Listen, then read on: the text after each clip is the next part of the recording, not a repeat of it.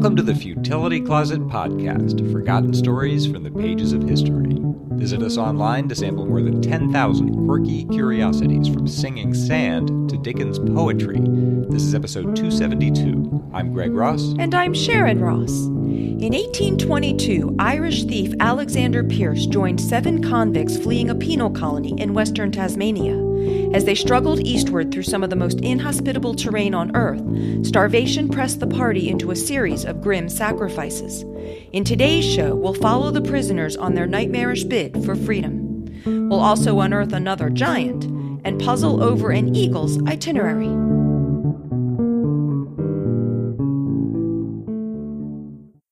Alexander Pearce was 30 years old when he arrived in Van Diemen's Land, what we now call Tasmania, an island about the size of Scotland, south of the Australian mainland. He'd been sentenced to 7 years' transportation for stealing 6 pairs of shoes in his native Ireland. In 1820, there were 5,000 people on the island, and more than half of them were convicts. The colony had been established just 16 years earlier, and the governor had requested them to work for the government and to support the largely English free settlers who bred sheep and cattle there. The capital, Hobart Town, was the southernmost settlement in the world. When Pearce arrived, it was a European speck on an isolated island of 6 million hectares. A repentant convict could simply work his time and earn his freedom, but Pearce was rebellious by nature, and he was continually in trouble. By November 1821, he'd been hauled before a magistrate 3 times for thieving and drinking. In one period of 6.5 months, he received 175 lashes, 100 of them within 5 days. And twice he'd escaped into the bush, where he'd survived for months with other men by eating stolen sheep and kangaroos. That was enough for the legal officers of Hobart Town, who sent him to Sarah Island, the penal colony in Macquarie Harbour on the west coast of the island. If Van Diemen's Land was the end of the world, Macquarie Harbour was the end of Van Diemen's Land. The lieutenant governor, William Sorrell, called it a place of ultra-banishment. It's where they sent the most hardened felons, the ones who refused utterly to reform. The convicts there faced severe discipline and very hard labor, often in chains, in a place that was so isolated geographically that escape was thought to be impossible. Sorrell wrote, "The great tier of mountains, which runs nearly north and south the whole length of the island, offers a barrier which renders escape by land always very difficult and for years probably impracticable." To add to the misery, the whole region was lashed continually by the roaring forties, the cold, saturating westerly winds of that latitude. When Pearce arrived in July 1822, there were already about 170 prisoners at Macquarie Harbour. Their regimen was brutal. Each day they rose to a bell at 6 and assembled on the parade ground, where they were put into work gangs and rowed to the mainland to cut pine or mine coal, and they were lashed unmercifully for the slightest infraction. The work was exhausting, the shelter was inadequate, and the meager food left the prisoners malnourished and constantly ill with scurvy. Pearce was assigned to an 8-man logging gang who fell immediately to discussing escape. The most influential member was an English sailor named Robert Greenhill, who was serving a 14-year sentence for theft. He believed that escape was possible and told them that they might even hope to get away from Van Diemen's Land altogether and reach China or a Pacific island. So on September 20th, 1822, they overpowered their logging overseer and made off in a boat with as many provisions as they could find. But soon fires began to appear on the shore behind them. That was an escape alarm to the military lookout on Sarah Island, which could soon get word to the troops at the harbor's mouth. Their plan to escape by boat would never work now. So they improvised a new solution. They landed and made their way inland, hoping now to reach the settled districts at the center of the island.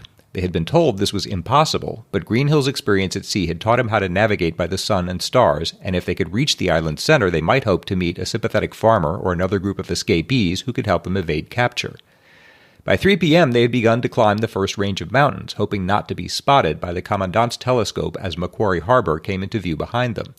He very likely did spot them, but decided not to send soldiers after them. He was short-handed, and the missing men must either come back or die in the bush. No other outcome was possible. The escapees expected to be pursued, though, and in the morning they continued their flight eastward and passed into a rainforest full of disastrously dense scrub. It's hard to describe how exhausting this terrain is, cold, wet, and choked with vegetation. In 1822, no European had ever passed through it. In fact, it would remain a blank space on the map for 3 more decades. In 2009, a group of volunteers from a Tasmanian search and rescue service tried to retrace the convicts' route and could sometimes cover only 3 kilometers in a 12-hour period, even with modern navigational equipment, camping gear, and ample food. One of them said it was like doing an all-day gym session carrying a heavy pack while taking a shower. and Pearce's party were poorly clothed, malnourished, and trying to evade pursuit while navigating by sun and stars. Pearce said later, "It kept on a constant rain, which greatly added to make us far more miserable than we was. And the oldest man, little Brown, was already struggling to keep up. The others were sympathetic, but by the fourth day they told him that if he couldn't keep the pace, they'd have to leave him behind." By that point, they'd crossed the Darwin Range and entered the valley of the Andrew River, having struggled 14 miles into the ranked mountain ranges that barred their way.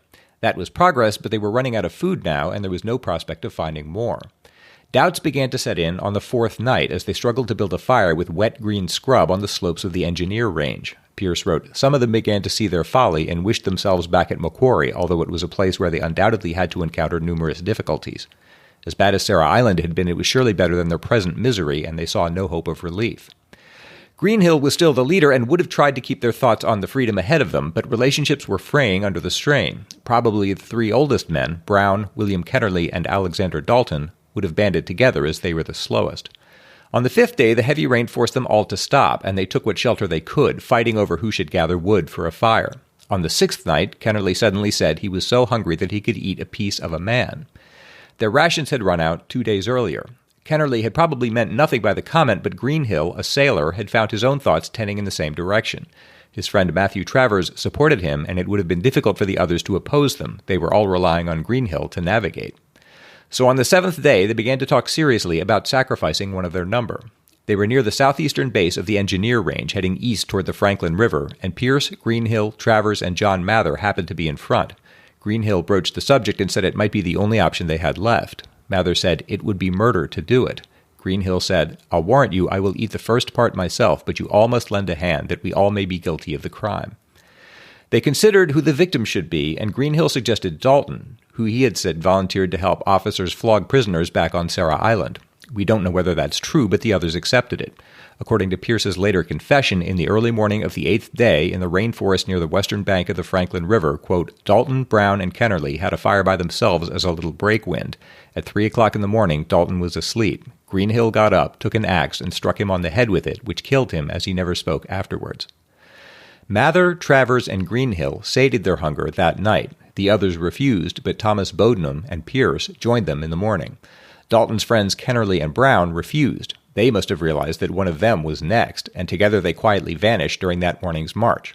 Amazingly, they made it back to Macquarie Harbor, where they arrived on October 12th, 22 days after the escape and about 13 after Dalton's murder. The official report says they were in a state of the greatest exhaustion. Unfortunately, Sarah Island was not the place to nurse anyone back from great exhaustion, and both of them died within a few days. But it appears that they didn't mention murder or cannibalism to the commandant, perhaps fearing that they themselves might be punished for it. That was good news for the escapees in the bush, who would have faced hanging for what they'd done. They pushed on, crossing the Franklin River, the Deception Range, and the button grass of the Lightning Plains.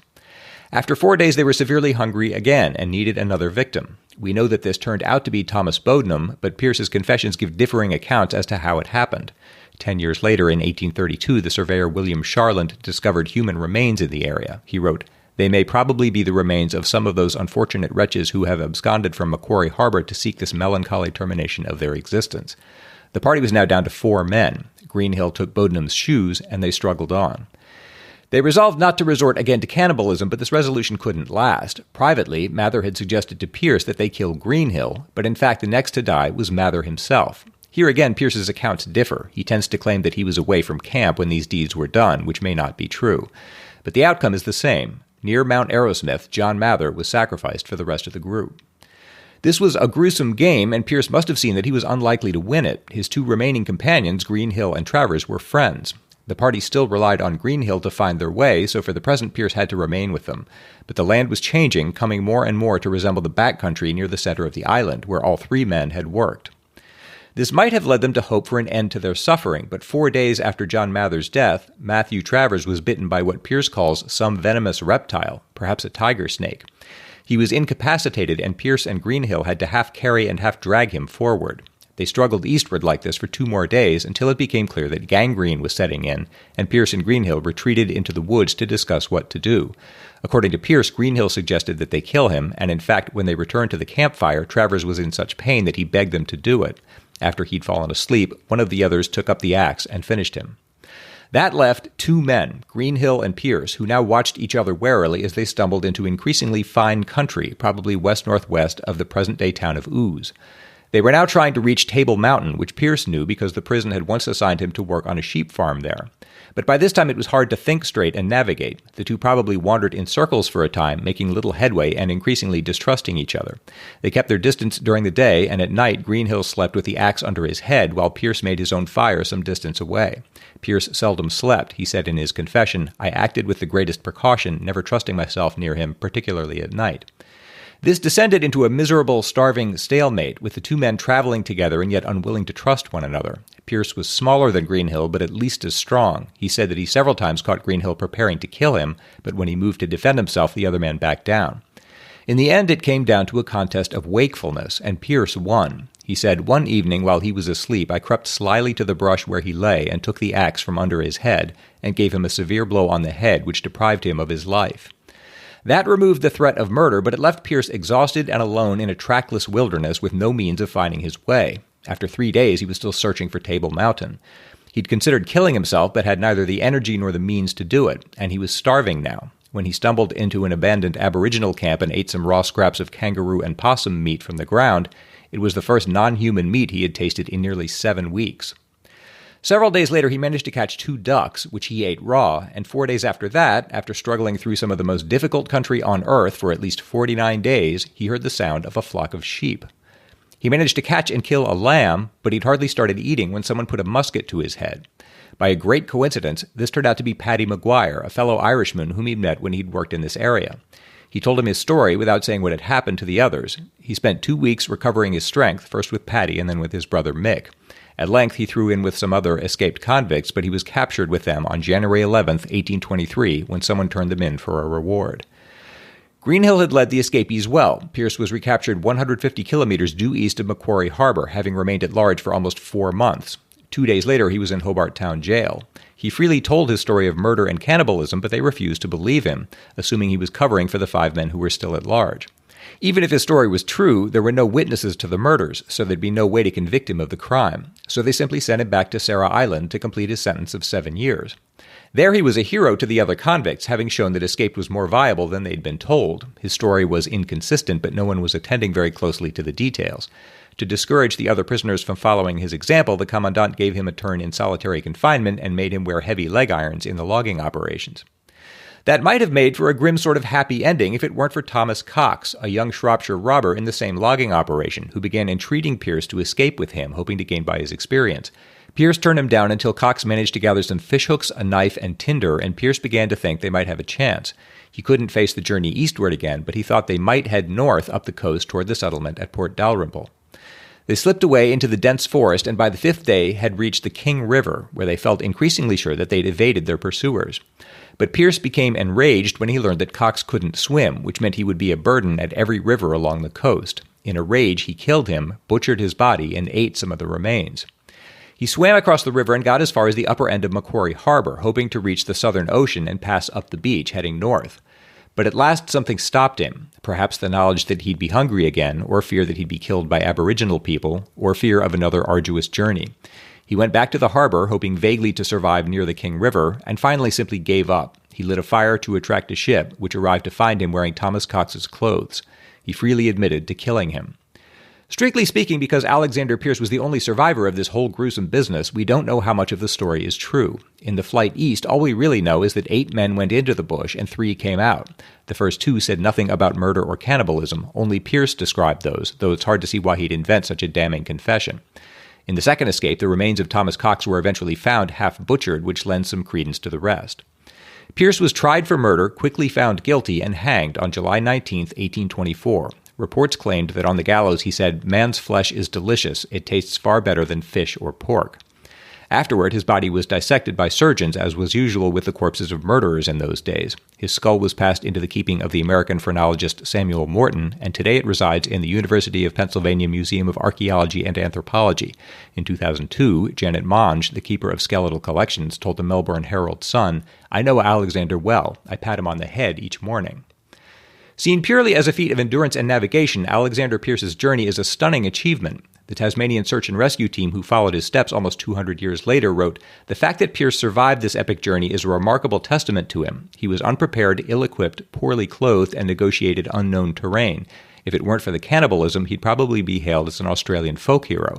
To have left footprints where Pearce had walked before gave us a great sense of achievement. We stand in awe." The murder and cannibalism considerably cloud the picture, though. Pearce is quoted as saying, "No person can tell what he will do when driven by hunger," and no doubt that's true.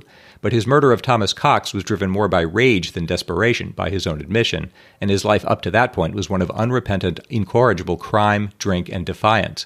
Even after his struggle in the wilderness, I think he might be surprised that we remember him today.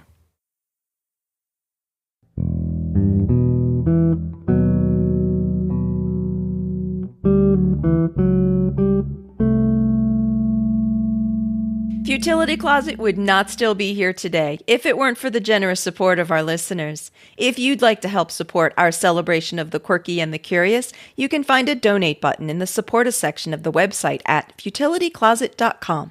Or if you'd like to make a more ongoing donation to our show, you can join our Patreon campaign, where you'll also get access to bonus material like outtakes, more discussions on some of the stories, extra lateral thinking puzzles, and updates on Sasha, our dedicated Futility Closet mascot.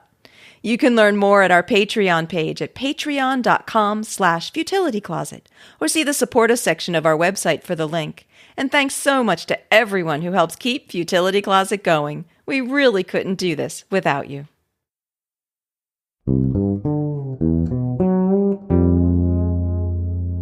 Ian Bruce from Westport, Connecticut sent a follow-up to the story from episode 242 about the Cardiff Giant, an 1869 hoax perpetrated in Cardiff, New York. Ian wrote, "Dear Mascot and Mascoteers, my wife Linda and I are new to the podcast, but very much enjoyed listening to 30 or so episodes during a recent 2,000-mile driving trip. One of our stops was in the Finger Lakes region of upstate New York. While visiting Taconic Falls State Park near Trumansburg and Cayuga Lake, and only 55 miles from Cardiff, we were taken aback by an information point discussing the Taconic Man, known apparently as Toggy. The sign and the Wikipedia page for the park give a capsule history. Toggy was a stone giant discovered in 1879, shockingly at the site of a tourist hotel, and over 5,000 people paid to see him before he was revealed as a fraud. Unlike the Cardiff Giant, he was not carved from out-of-state gypsum, but rather made of a mixture of stone dust, eggs, minerals, iron filings, and beef blood, all baked in a very large oven. A couple of links below give some more color and a photo, and include the detail that the hoax was revealed by one of the perpetrators after overindulgence at the local pub. We love quirky history and look forward to listening to the full backlog of over 200 podcasts while we were in the car for long drives. Keep up the good work."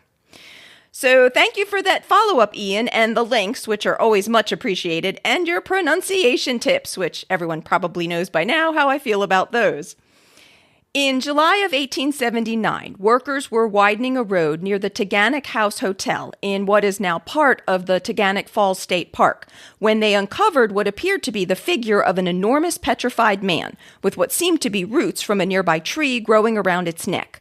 News of this discovery traveled fast, and reporters and spectators started arriving at the site. John Thompson, the owner of the hotel, quickly arranged to have photographs of the giant taken for him to sell, and he set up a tent over the hole the figure lay in, charging 10 cents admission to go in and see it. And on reading this, I thought that 10 cents was rather a bargain, given that 10 years earlier, the charge to see the Cardiff Giant had initially been 25 cents and was quickly raised to 50 cents. A 2017 article in Thomson Weekly reports that within 2 days of the discovery, a reporter from the New York World described the Taconic Giant like this.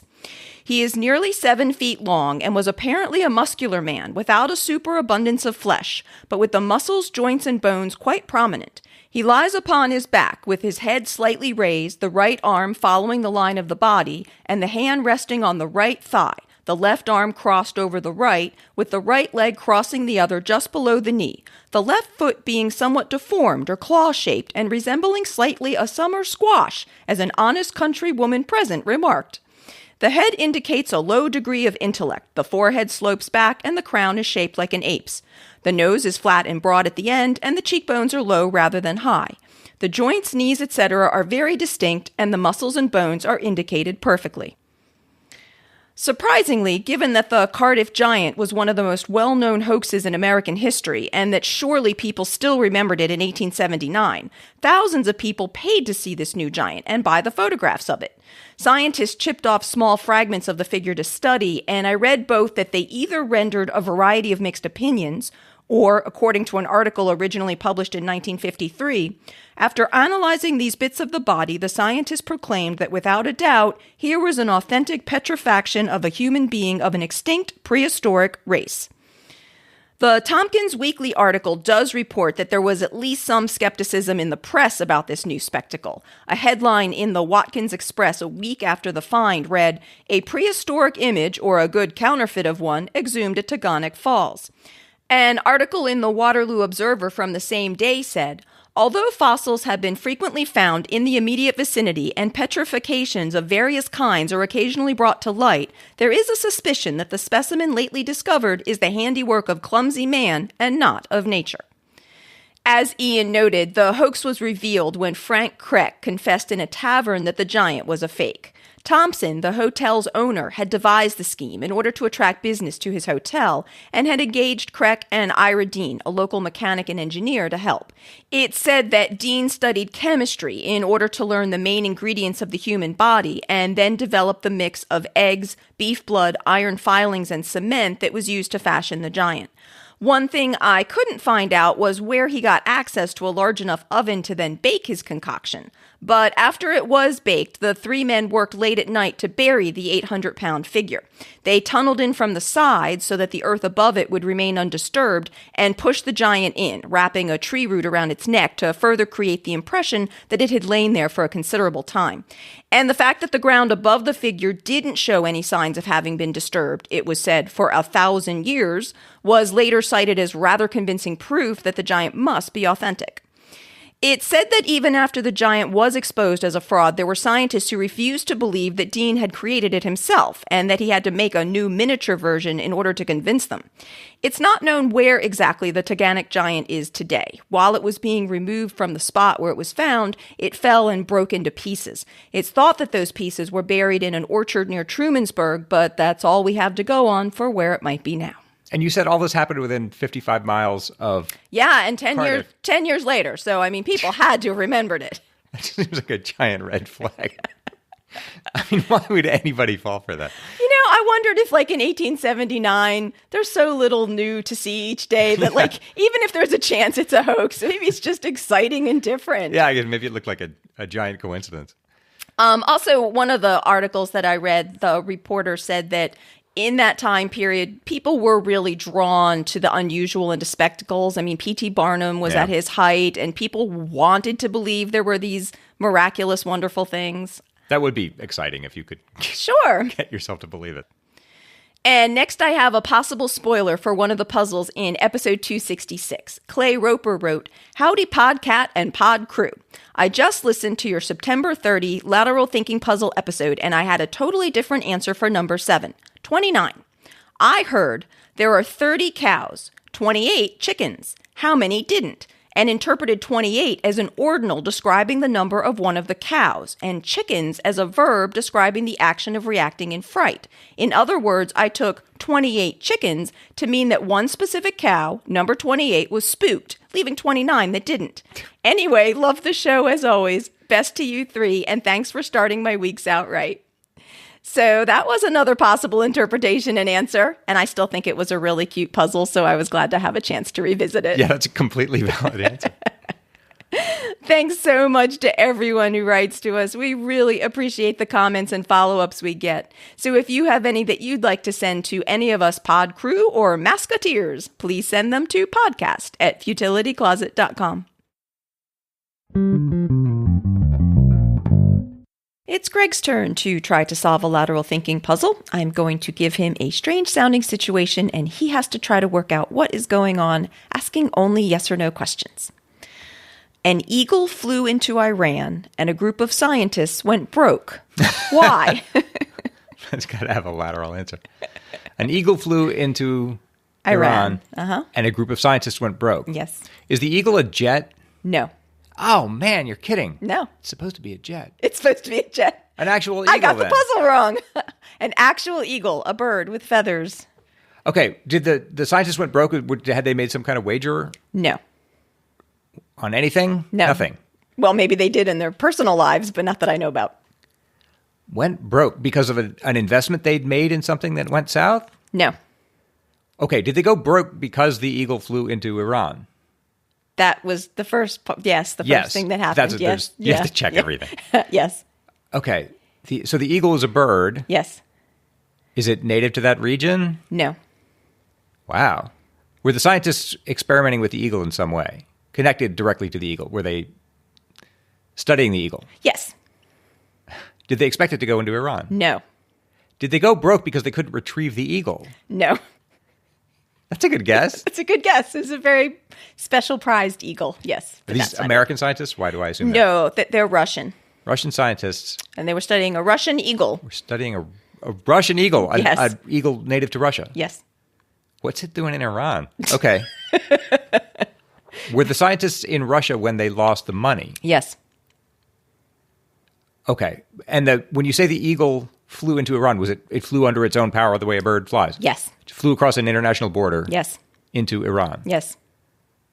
Does this center on the idea that this hadn't been expected and that they can't get maybe I already asked this, can't get the eagle back? It wasn't expected, but it has nothing to do with getting the eagle back. Okay. So they were studying, was it a wild eagle? Like Yes. they were just observing it in the wild, would you say? Yes. As opposed to having it captive and just... Yes. Okay. Are there other eagles? There are other eagles, but and some of them flew into Iran too, which didn't help either, but one in particular really messed them up. Okay. Did it mess them up because of what the eagle was going to do in Iran? No. Do I need to know where it flew from? What the other, I guess, country was? No, I can tell you it was in Kazakhstan, if that helps you. It had spent several months in Kazakhstan and then flew to Iran. Kazakhstan to Iran. But I don't need to know its history or... Like, I picture it's like an invasive species and it's going to breed other eagles or something. No, I think maybe you should focus more on how the scientists were studying it or what they were trying to study about it. Okay. Migration? Yes, they were trying to track the locations of a group of eagles. And it turns out... that some of them fly further from than Kazakhstan into Iran. Yes, which wasn't expected. Okay, well, if they're migrating, then presumably they would come back eventually. Do I need to know that? Yes, and that has nothing to do with it. It was just going, this bird just going into Iran just really messed them up. Does something happen in Iran? So this bird flies into Yes. Iran, and then does something happen? Yes. Okay. Involving humans? No. Involving other eagles? No.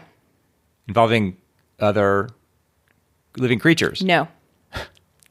Technology? Yes. Okay. Okay, we're getting somewhere. You are getting somewhere.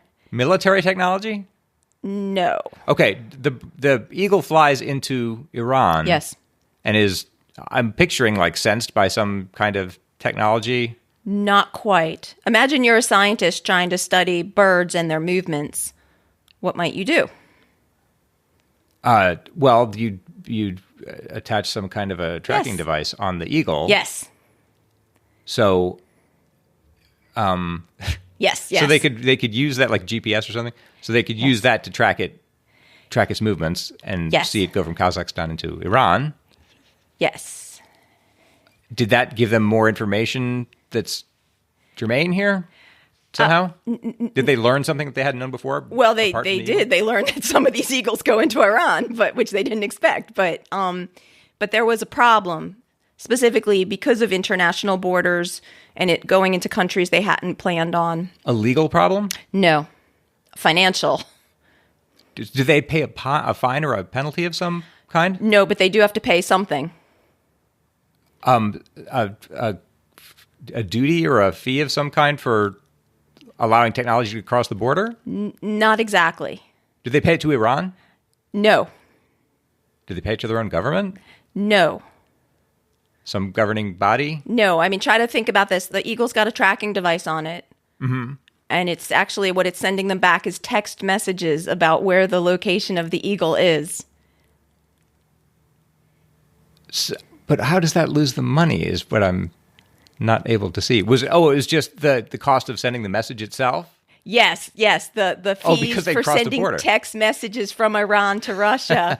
So these were Russian scientists that were tracking the movements of some members of an endangered species of eagles in Russia.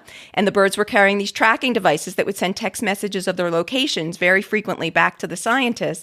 But unexpectedly, some of the birds flew into Iran and Pakistan, where the texting charges are much higher than the scientists were counting on. One eagle in particular spent the summer in Kazakhstan in an area where there wasn't any mobile coverage. And then once she flew into Iran, her tracking device started sending out hundreds of text messages that couldn't have been sent from Kazakhstan. So just hundreds of these really expensive text messages. There's no way to stop And it completely wiped out their budget.